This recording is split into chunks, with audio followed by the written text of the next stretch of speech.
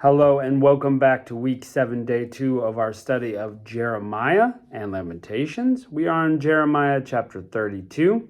People have gone into exile and we're starting to get some interesting messages. We've gotten the judgment all along. Hey, this is coming, this is coming. Now that they're starting to go into exile and things are not looking great, God is starting to give messages of hope to the people.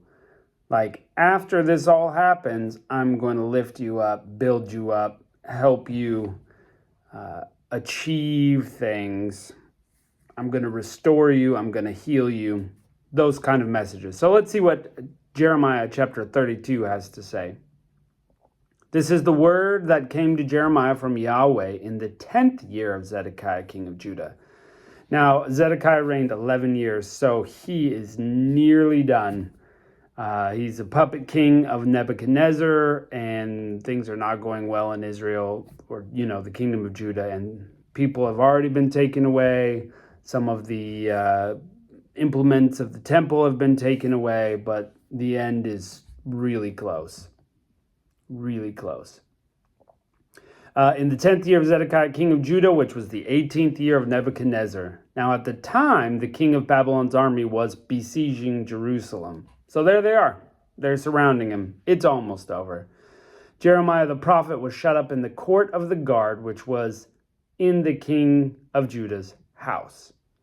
For Zedekiah the king of Judah had shut him up, saying, "Why do you prophesy and say, Yahweh says, Behold, I will give the city into the hand of the king of Babylon, and he will take it." Zedekiah king of Judah won't escape out of the hands of the Chaldeans, but will surely be delivered into the hands of the king of Babylon, and will speak with him mouth to mouth, and his eyes will see his eyes. And he will bring Zedekiah to Babylon, and he will be there until I visit him, says Yahweh. Though you fight with the Chaldeans, you will not prosper. So Jeremiah is saying, this is it. It's over. Everybody's going. Babylon's going to win. King Zedekiah does not like that. Not like that at all. So why are you saying that? Verse 6, Jeremiah said, Yahweh's word came to me, saying, Behold, Hanamel, the son of Shallum, your uncle, will come to you, saying, Buy my field, that is in Anathoth, for the right of redemption is yours to buy it. So Hanamel, my uncle's son, came to me in the court of the guard, according to Yahweh's word, and said to me, Please buy my field that is in Anathoth, which is in the land of Benjamin. For the right of inheritance is yours, and the redemption is yours. Buy it for yourself. It's kind of like two separate things happening. It was close proximity there. The king is upset that Jeremiah is preaching against him, and now he's shut off. Also, verse 6, this is a new thing. Hanamel, Jeremiah's cousin, is offering him a field to buy.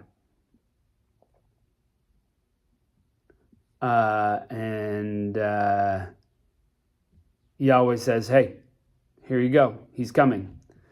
Verse 8, So Hanamel, my uncle's son, came to me in the court of the guard, according to Yahweh's word, and said to me, Please buy my field that is in Anathoth, which is in the land of Benjamin, for the right of inheritance is yours, and the redemption is yours. Buy it for yourself.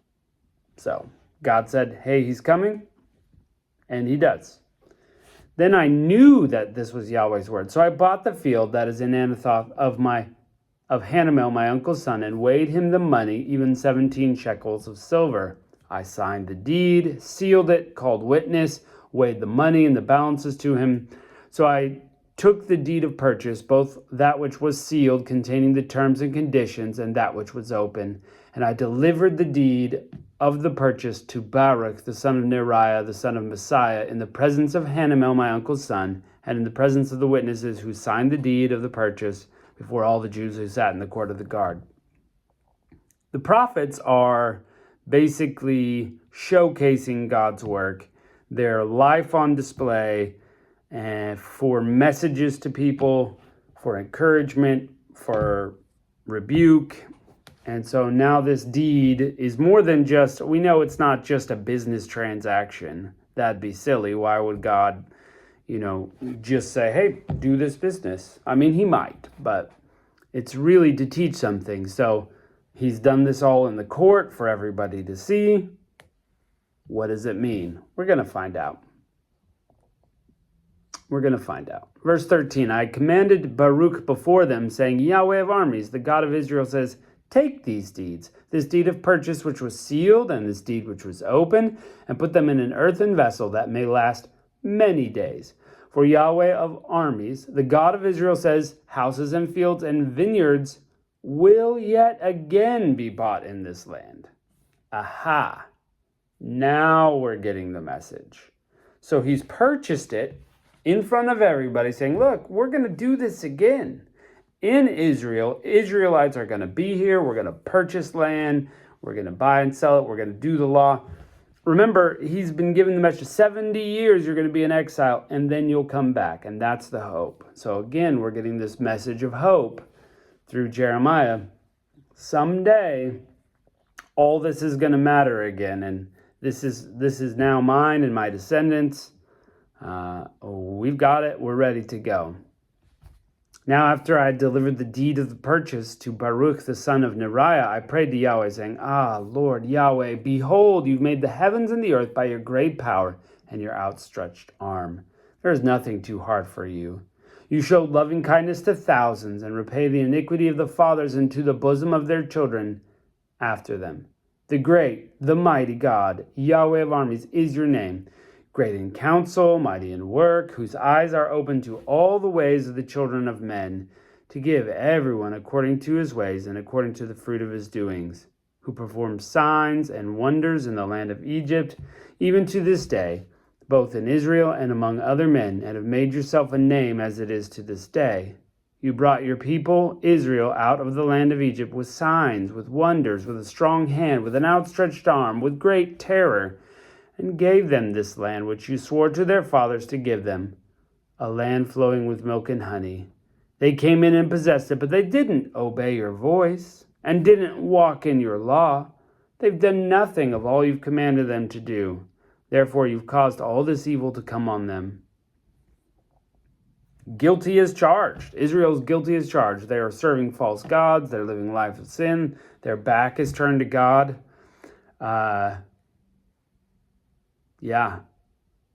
Crazy.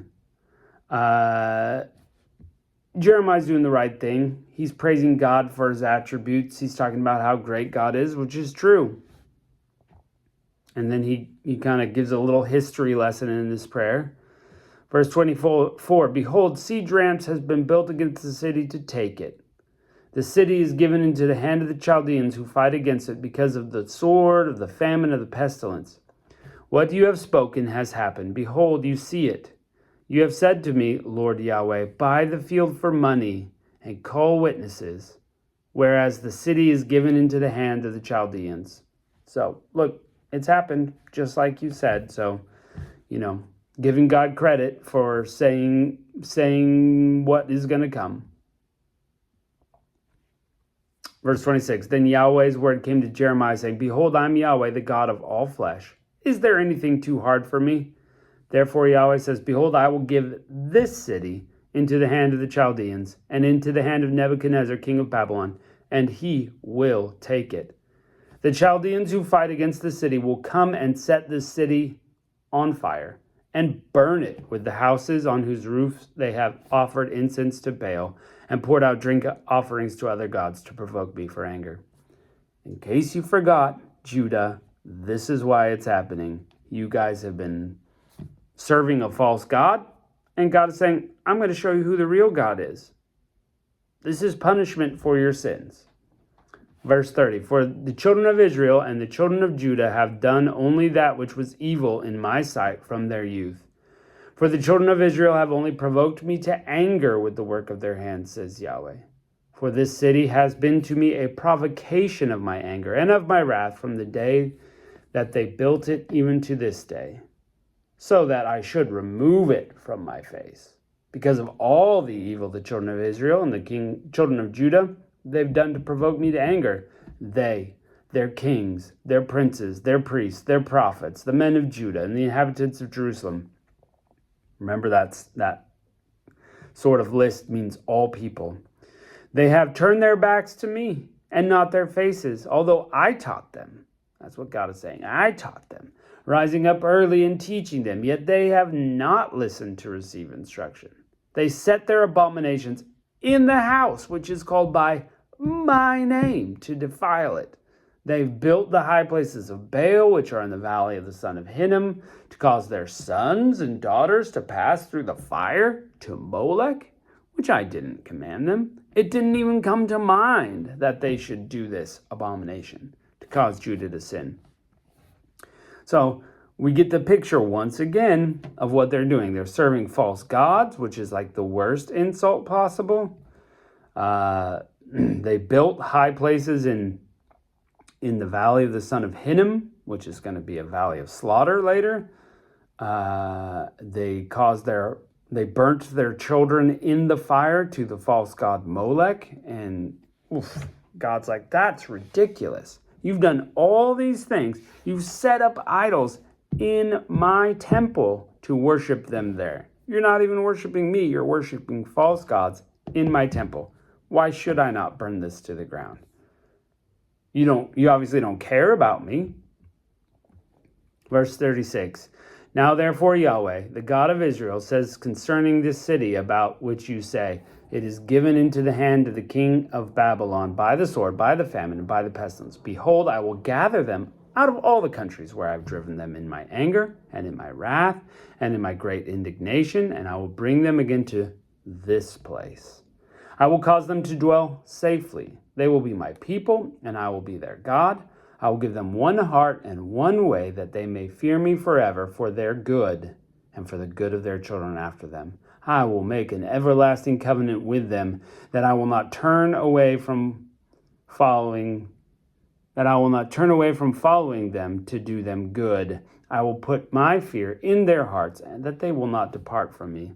Yes, I will rejoice over them to do good, and I will plant them in this land assuredly with my whole heart and with my whole soul. Quite a promise from God. He's going to follow them in order to build them up and do their good. That's kind of similar to what we read before. He also is going to bring them back to the land and reestablish them. And, one of the things about this is it happens just like this. And he brings the Jews back, and the Jews have not ceased from following him. They don't serve false gods, the true Jews. There are people of Jewish heritage who don't really follow their ancestral religion.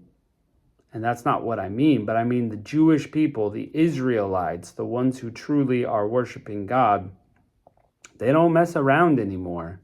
Now, some of them follow the Messiah, Jesus Christ, and some of them don't. Wish that they all followed the Messiah, Jesus Christ. But this prophecy here by God saying they're going to follow me, they're going to fear me forever for their good and their children after them. It happened. Now, the Pharisees had some trouble, but it wasn't as though they weren't serving God. They were also just serving their own motives. They didn't serve a false god like their fathers had done. So it is the direction that things move after the exile. Verse 42, Yahweh says, just as I have brought all this great evil on this people, so I will bring them all the good I have promised them. Fields will be bought in this land, about which you say, it is desolate without man or animal. It is given to the hand of the Chaldeans. Men will buy fields for money, sign deeds, seal them, call witness in the land of Benjamin and in the places of Jerusalem, in the cities of Judah, in the cities of the hill country, in the cities of the lowland, in the cities of the south. I will cause their captivity to be reversed. Amazing. Amazing. God is going to reverse. He's going to give them hope. He's going to build them up. It's a future. Remember Jeremiah 29:11. We went over that a couple of chapters ago. You will go into exile, but I have plans for you. This is what God's saying. This is not the end. My plans are to prosper your nation again. And it happens. So, what's the message for us? One, we know that God is a prophet. He can tell the future, and it does happen. He's God. makes sense. But if somebody out there is worshiping a God that can't do that, you need to find the real true God.